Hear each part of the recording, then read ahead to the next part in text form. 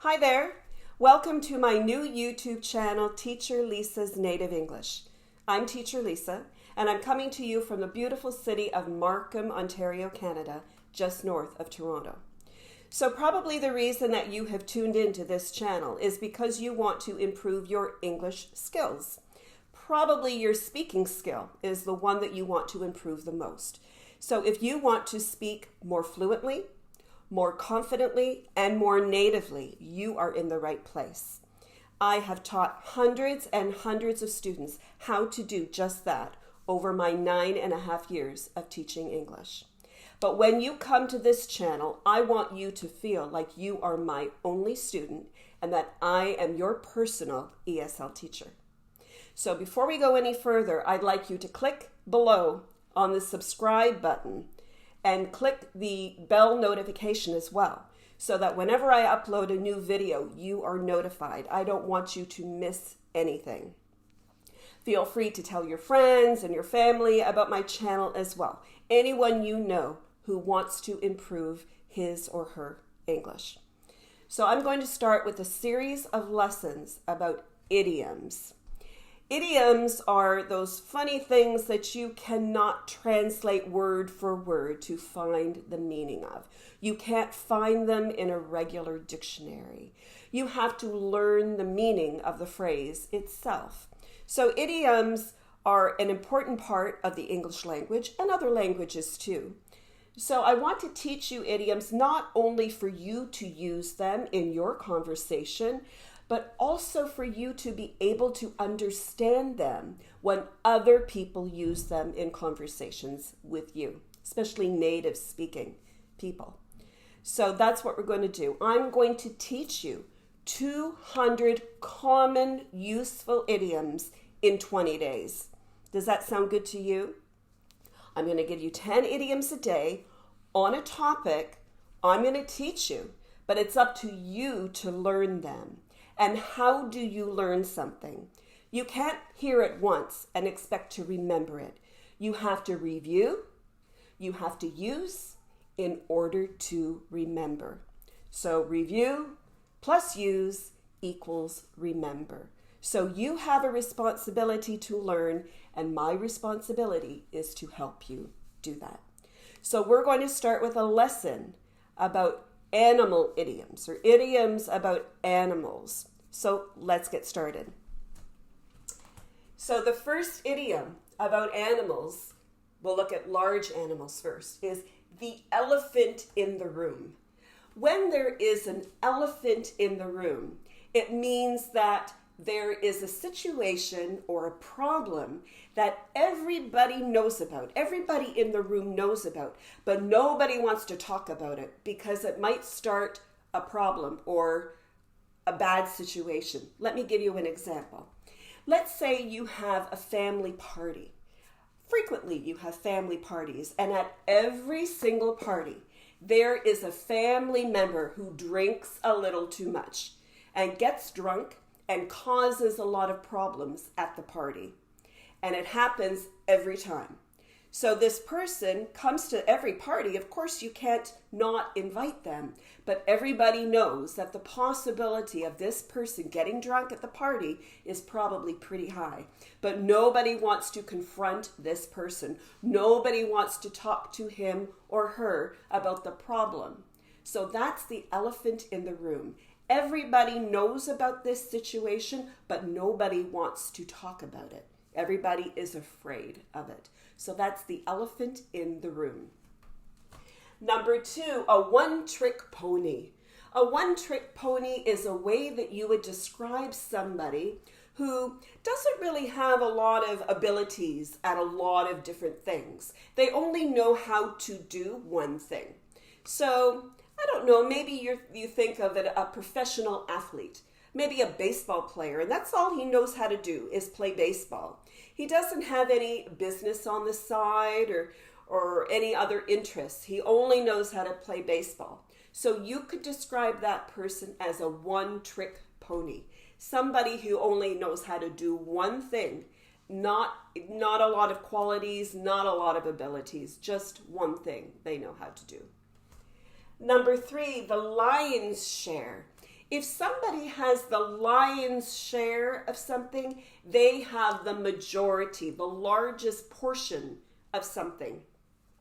Let's say there is someone in your neighborhood, maybe a business person in your neighborhood, maybe a real estate agent in your neighborhood, somebody who buys and sells houses professionally. And you see their name on signs everywhere. You don't see anybody else's name on the real estate signs, for sale. It's always their name. So you would say they have the lion's share of the business in the neighborhood. They have the largest portion, the largest amount of business in the neighborhood. So if you have the lion's share of something, you have the biggest portion, the biggest part of something. Number 4, hold your horses. That's an expression that means, wait a minute, don't go so fast. Don't be in such a hurry. We need to stop and think about this, or we need to stop and talk about this. So hold your horses. Not so fast. Don't be in such a hurry. Number 5, that really gets my goat. When something really gets your goat, it really annoys you. It really bothers you. You really have a problem with it. Let's say when people knock on your door, maybe you get phone calls at home as well, and you say, it really gets my goat when business people or, they're trying to sell something and they're constantly calling me, constantly knocking on my door. It really gets my goat that people are invading my space that way or calling me every night at dinner time. So when something gets your goat, you find it really annoying and problematic. Number 6, pigheaded. When you describe someone as being pigheaded, it means that they are very stubborn. They have their own way of thinking, and their way of thinking cannot be changed. Nobody can change their mind. They're really, really pig-headed. And it's part of their personality. It's not something necessarily that someone learns. It's just part of who they are. Do you know any pig-headed people in your life, in your family maybe? I know some pig-headed people.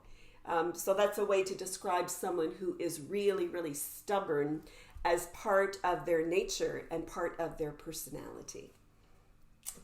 Number 7, to weasel out of something means that you have a responsibility, but you get out of it somehow. Let me give you an example. Sometimes in a family, there's one person who will take care of all the problems in the family. If there's a problem in the family, that person always gets phone calls, take care of that. There's a problem, you need to take care of it. So sometimes the responsibility falls on one person's shoulders. So let's say there is an issue in a family and someone has asked this person to take care of it. But rather than taking care of it, maybe they go away on vacation, so they're trying to weasel out of their responsibility of dealing with an issue or a problem in the family. So to weasel out of something is to get out of doing something that is your responsibility and something that people expect you to do and to handle and to take care of. Number 8, to let the cat out of the bag means to reveal a secret to somebody. Maybe someone has asked you to keep a secret. Maybe there's a surprise party being planned for someone in your family and you accidentally let the cat out of the bag. You blurt it out to somebody and you reveal the secret. That's called letting the cat out of the bag, right? Expressing a secret that someone has asked you to keep. Number 9, to let sleeping dogs lie means to let the past be in the past. If something in the past happened, something bad happened, don't bring it up again. Let's not talk about it. Let's keep it in the past. Let's let sleeping dogs lie, because if we talk about it again, it's just going to create a new problem, and we don't want to do that. So let sleeping dogs lie. Whatever a bad situation is in the past, leave it in the past. Don't talk about it. Don't bring it up again, because it could create a new problem. And number 10, to go to the dogs. When something goes to the dogs, the quality of something has decreased. Let me give you an example. Let's say, several years ago you moved into a neighborhood, and it was a very lovely neighborhood back then, maybe 10 years ago. But maybe there are a lot of problems in the neighborhood. Maybe there are a lot of break-ins or something like that in your neighborhood that weren't there 10 years ago when you moved in. You could say, this neighborhood is just going to the dogs. The quality of life in the neighborhood has decreased. It's not as nice anymore. There are really a lot of problems in the neighborhood. So it's really gone to the dogs. Or maybe you used to go to a restaurant, or maybe you're used to going to a restaurant, but then there were new owners who bought the restaurant. So the menu has changed, the quality of the food has changed. You could say, we used to love that restaurant, but the quality of the food has really gone to the dogs. It's not as good as it used to be. So to go to the dogs means there is a decrease in the quality of something. And in a neighborhood, there is a decrease in the quality of life in the area where you maybe live. Okay, so let's just review them. The elephant in the room, the one-trick pony, the lion's share, hold your horses, it's an expression.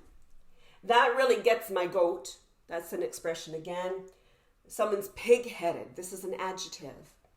To weasel out of something, to let the cat out of the bag, to reveal a secret, to let sleeping dogs lie, leave a past problem in the past, and the last one, to go to the dogs.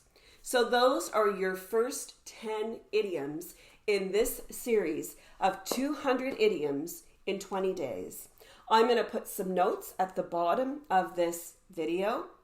I encourage you, remember, to review and use in order to remember. Next time, we're going to do part 2 of idioms about animals. We're going to look at smaller animals next time. Okay, so I encourage you to tune in every day to this channel. I'm not going to be uploading a video once a week, once a month, or once every few months. My purpose is to upload a video every single day so that you can feel that every day you can come to this channel and learn something new that you can use in your conversations with people. So thanks so much for joining me today. Once again, please subscribe to this channel. Tell all your friends, tell all your family about it. Anybody you know who wants to improve their English. I'm going to also put some notes in the bottom regarding these idioms, so review them until next time, okay? So take care. I'll see you next time. Have a good day.